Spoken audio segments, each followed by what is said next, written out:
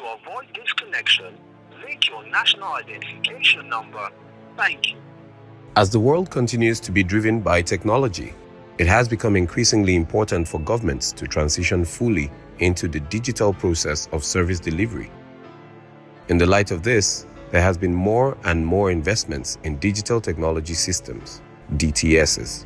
However, with the continuous investment and procurement of DTSs, it has become crucial to assess the role these technologies drive Nigeria's economy.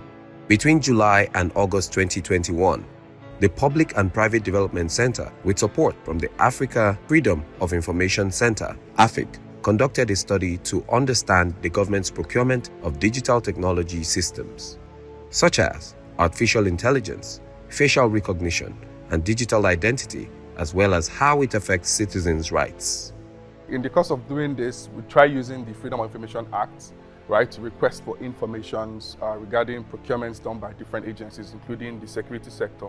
And we've been doing this for over 10 years. There's usually no response, especially from the security agencies, about what kinds of procurements that they make. And I understand it's confidential, it's sensitive information and all that. But then there's a question of... Would the procurement of those things be confidential information? Well, at some because would in other clients, right, I can look up now and find out, okay, how many digital stuff was bought, let's say for LAPD, for example. Right. An American citizen can have that. Can get it. So why is it difficult in Nigeria? The process of procurement of DTS in Nigeria is not open for reasons best known to government. I would say it's not fair. Citizens would, tax money is being used for certain things, are supposed to know at least what their money is spent on and how much at least is being spent on such things in the country. What you see mostly is a one-line item saying we are buying, this is so, Eagle High, something. I mean, it's all in Nigeria, but just go and check NSA budget, check Department of State Services budget. They always just put it in one-liner without details about what is being procured. So the procurement process has kind of been hidden. It's not open, it's not fair, and it's not transparent. You've talked about procurement processes, and you will not expect me to give you my plan to deal with terrorists or to deal with bandits. Yes, while I agree with the fact that I'm not a procurement expert, neither am I a digital technology system expert, but I think, yes, as a country we need to do a lot, but yet we need to be careful. What does it really say of our procurement process around that DTS? Data is now like warfare. If a country owns your data, it's more or less like owning you. Okay. So when you buy from a company in Israel or another one in Turkey or Russia, what you're doing essentially is you're giving everything away to that country. It can be a cause of concern that foreign entities are being patronized for data mining process exercises in Nigeria, which means that those foreign entities have access to those data, which you cannot really pretend over how they use it or whether they choose to use it. Also, there is cybersecurity risk, there is identity fraud risk.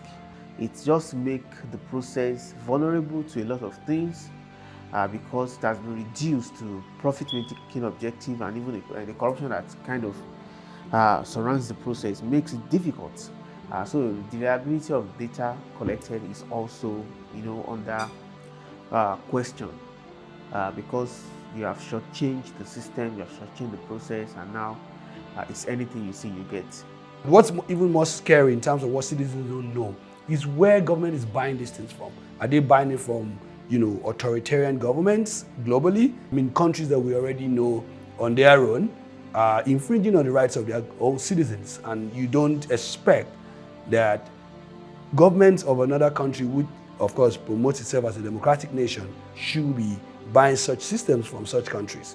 Do you know that as I speak to you, Sagem still has a database of Nigerians that it has refused to hand over to the Nigerian government because of contractual disagreements? So from documented evidence that we have seen, it appears as though the process wasn't followed. So it's not even about transparency of the process now, it's about putting a process in place but not following the process you have put in place. As a matter of fact, this led to indictment of 3 federal ministers at the time. Circle is selling monitoring systems globally and has sold to Nigerian government more than once. We wouldn't know here because it's not in any procurement portal. It is not in Nigerian budget. So when I said there's a budget of Nigeria that tells us how all the money is spent, right? And they will have the open treasury portal too. There's none of them that tells us how money went from somebody to buy ordinary drones. Our own argument now is at what time does a particular procurement lose its sensitivity, right? So if you procure something, say in 2002, you can't still say it's sensitive or confidential in 2021. Nobody can actually evaluate, okay, these things, we've bought it, say 20 times. It hasn't worked. Can we do something else? Right, but since we don't have that information, we can't even make that kind of comparison. If you go back to 2014, when Nigeria spent, it was about $40 million buying surveillance equipment from Elbit, the company in Israel. It leaked, right? And it was after that the National Assembly then retroactively created that law, allowing for surveillance, interception, and all of those types of things. So I guess all of these come back to how does a government see its people?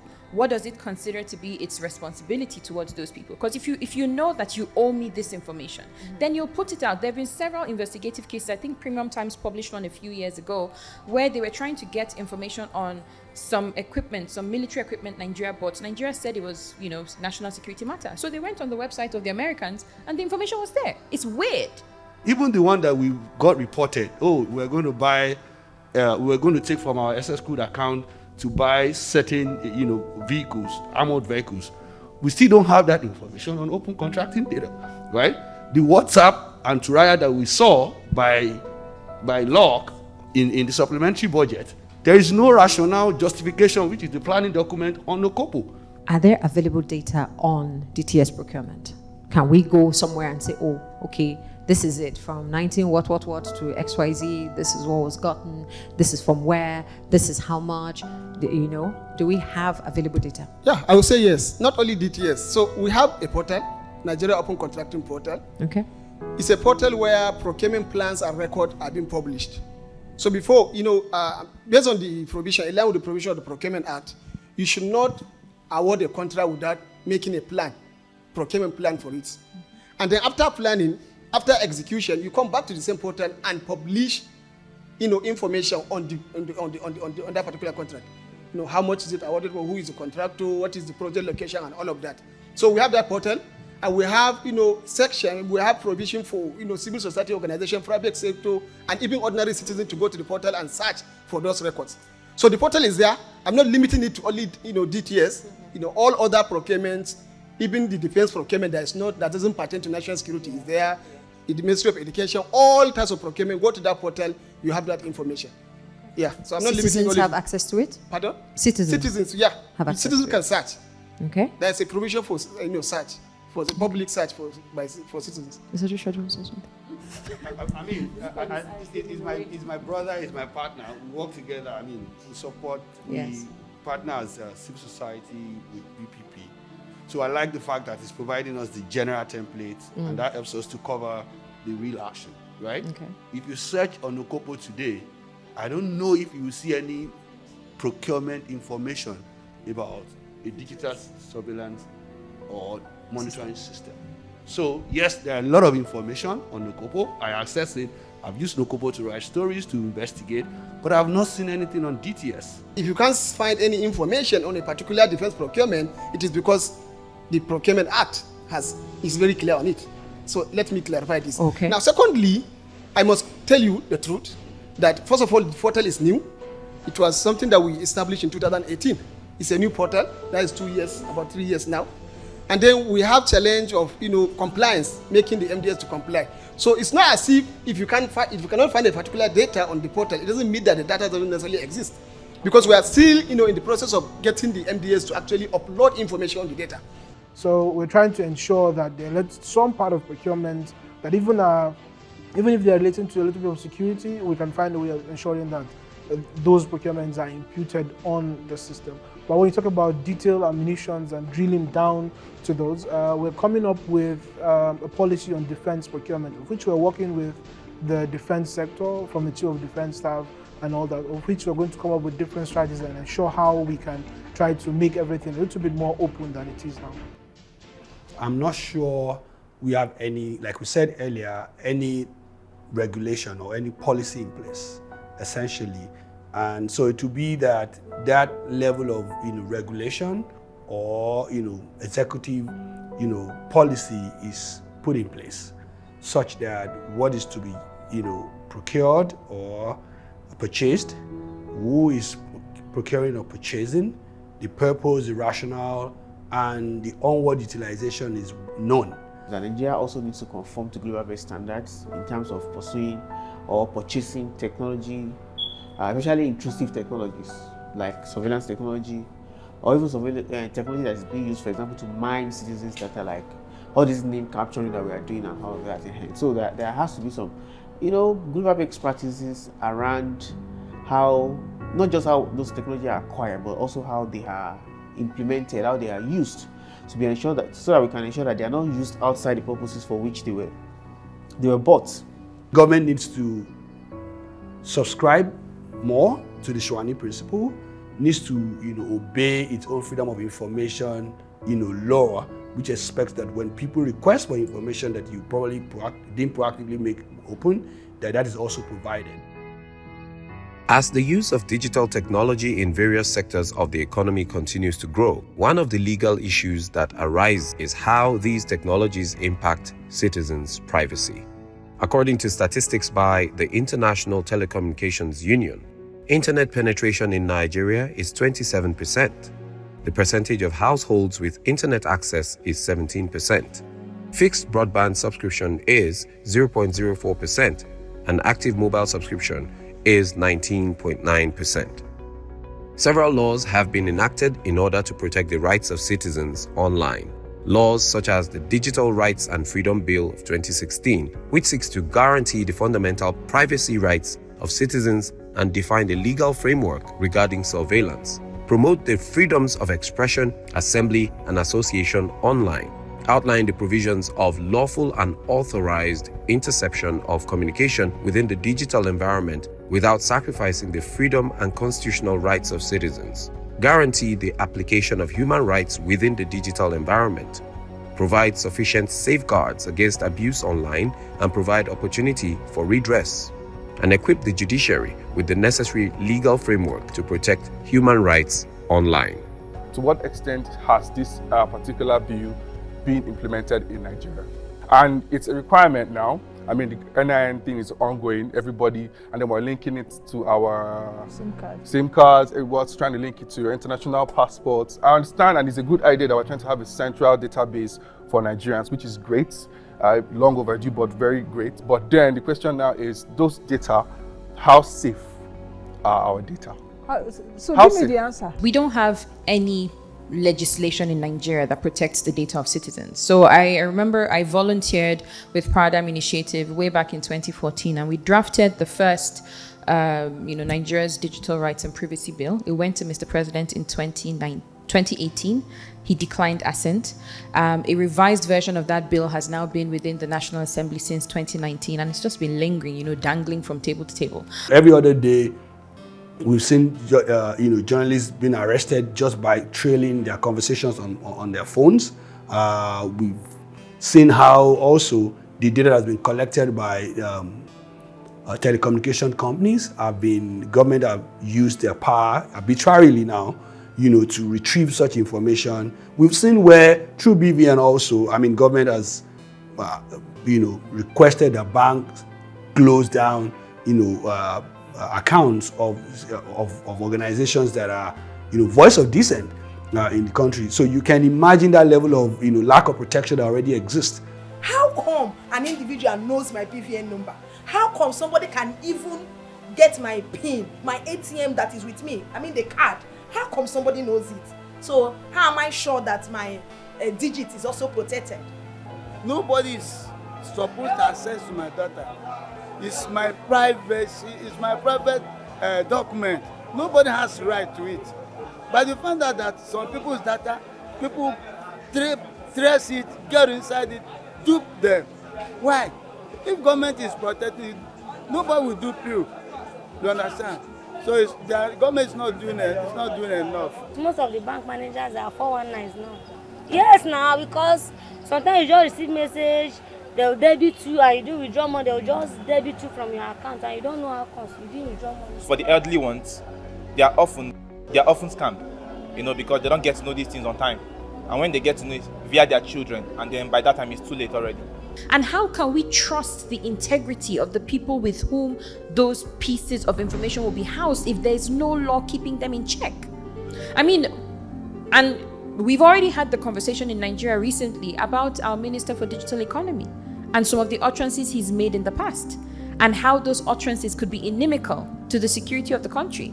So how do we want to entrust the data of over 200 million people into the hands of a government ministry without any laws backing it? Let's not even talk about the fact that these laws are never kept and justice is slow, but now there's nothing. If you go back to January, when there were deadlines for NIN registration, even in the midst of a pandemic, in a Nigeria that was still waiting for vaccines to be donated to us, you're getting people to throng at different locations to register their NIN. What was the urgency? And if you look at that, which is why I said we're reactionary, and it almost looks silly because that deadline has now been postponed 7 times. So what was the rush in January? So no, we don't have any frameworks that protect this data. We don't have frameworks that protect what can be collected. We don't have frameworks that protect what the data will be used for, where it will be housed, what my recourse to justice or redress is if there is a breach. Sometimes we see some people why never even go to their shop before they will send you message. You will come there actually say how many. Exactly. So me I come there to say maybe now the service provider just share your number. I'm not supposed to share them. They're not supposed to share those your information without your permission. So now you're supposed to give them permission before they share them. Almost even me too, they get those kind of messages. So now when part of this while do the research, many Nigerians understand what it be. Say those things they sell them and they're not supposed to sell your information. Wow. So to what extent those information where they key in all those things, how well is it protected? The NIMC Act says that Nigerian data can actually, for reasons best known to NIMC, be given out to third party. It's in the act. So we are sitting on gunpowder, and when it comes to who monitors our phone, today you can search on your phone, right? You will buy all the INEC data. 200,000, Nigeria, entire country. And we must be very honest with ourselves about the shrinking civic space. If you look at the new regulations for broadcasters, if you look at the new regulations for print, if you look at, the attacks on our civil liberties and our voices, you have to be very wary of the fact that even though we have NIN, we have NIMC, we have all of these types of things, NITDA, or is it NCC, has recently put out, well, not recently, a couple months ago, put out something that they want to have IMEI numbers. So essentially, you want to be able to tell the location of a phone, not just the information that's being passed through that device. You want to be able to tell Chioma is inside the Hilton, she's in Kano room. What do you need that information for? I think citizens in Nigeria know that they need to provide this data to government to be able to get a document that can be used against them if they don't have it, such as driver license, you don't have a NIN, a BVN, that means you can't transact and you can't make calls, for instance. So there's always an announced reason, or like a publicly, or a publicized reason for using data or for collecting data. So for example, talk about NIN, you hear things like, Nigeria needs to know its citizens. And one of the ways you can know it is to digitally, register our citizens so that you know that, this person is who he says he is. But what is often not told, or what is often not communicated, is the fact that when those data are collected, they are used for other purposes. They are used for surveillance, they are used for even for commercial purposes. There are people who use it to provide what I call eKYC services, like maybe you want to work in an organization. The organization can use those data that you have given to a NIMC, for example, to verify who you are, who your identity is, and all of that, and get more information about it. So there is a challenge with informed consent. That is the way to situate it, in terms of when people collect data for one particular reason, but then they use it for other reason that was not communicated to the data owners at the time those data were being given. Government will come here, link your line, otherwise you will be blocked. They won't even tell you reason why you should link your line. They won't even go further to tell you that if you do this, this will happen. But because we are scared, because we love ourselves, we don't want any trouble, we will go ahead and in the end, after repercussion. How do we begin to rectify the issue of citizens' lack of trust for government, especially where the data is concerned? My advice is that federal government must do enough to educate Nigerians and also to regulate who should have access to these informations. The best way to build trust is to involve the person on whose behalf you're making those decisions, right? So if I know you're taking a decision on my behalf, it's easier for me to feel at ease or, even more relaxed about the decisions you're making. So we need to ensure that the Nigerian government, carry citizens along on how these, processes are being done. So the government should put structures in place to ensure proper data protection. As a matter of fact, I will be confident to give out my information if I am sure there are structures in place that will protect that data. The other is also communicating, policy actions or decisions, to citizens. Why do we need to take your NIN, right? Why do we need to take your BVN? Why do we need, to, for instance, connect them to each other? Where are we? Status update is also necessary. This is how far we've gone. This is where we're going. This is the threat if we don't collect. This is the threat we're trying to, curb that's making us collect. Such information, such level of communication is necessary for citizens to begin to build trust, in government. And one of the recommendations that I'd written down is, we have a Nigerian data protection regulation, which needs to be gazetted, just so that people even know. When he was talking about the education bit, he said so people know what they should submit. But it also should tell people what that data will be used for and what it won't be used for. And also ensuring that, what do we call it now? The third sector is also carried along. And I mean, the media, the civil society, organizations are also carried along, which many times are like, citizens' mouthpiece and the ones that help citizens to understand at the grassroots level government policies and the implications for them. So you want to ensure that you carry them along and not turn them to your opponent or your antagonist and government needs to really, really review some of its existing or current decisions about DTS. I mean, we just had some days back that the National Assembly approved the procurement of surveillance systems to monitor WhatsApp and also to riot communication in the country. That does not put forward any element of trust from citizens from government. So such act needs to be reviewed. The Twitter ban also needs to be reviewed because that already tells us that if you had the power and you use the power to tell the telecommunication companies to block a certain level of information. It already tells us that every other kind of information or communication that we are having, you can also, infringe on them or, every level of impunity can be applied to that. So some of these existing actions of government needs to be reviewed and needs to better be explained to citizens, even if they are needed at all. In carrying out this study, the following were uncovered. Citizens are not aware of the procurement and use of DTSs as well as the procurement process. Although the government MDAs follow the procurement process as stated in the Public Procurement Act, PPA 2007, when procuring DTSs, there are no specific laws that relate to DTSs procurement. The government is not completely open in its budgeting and procurement of DTSs. There are existing laws and policies that relate to the use of DTSs. However, these laws are not comprehensive. The Ministry of Defense is currently developing a Defense Procurement Act for DTSs. And findings indicate that the government's directive of linking NINs with every other identity database is an attempt to unify all identification information into a central database. The use of digital technology systems in Nigeria affects every citizen, as taxpayers' monies are used to procure these tools, some of which run into billions of naira.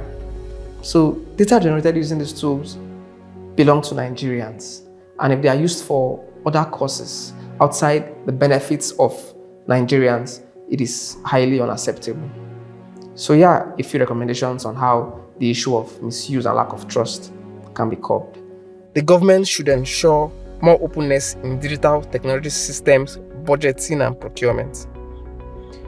The government and CSOs should create awareness to inform the public about the need and benefits of digital technology systems investments, as well as the existing laws to help citizens be aware of their rights to privacy. With the development of the Defense Procurement Act for digital technology systems, the government can be better prepared, especially in situations like the pandemic. The existing laws that relates to the use of digital technology systems needs to be amended to speak to the generality of data privacy and protection, and to ensure that the procurement and use of DTS do not infringe on the rights of citizens, thereby ensuring adequate protection of citizens' privacy and personal data. Until governments and private sector organizations assume greater responsibility for digital rights, the status quo will remain. All hands need to be on deck to ensure all citizens' rights are protected.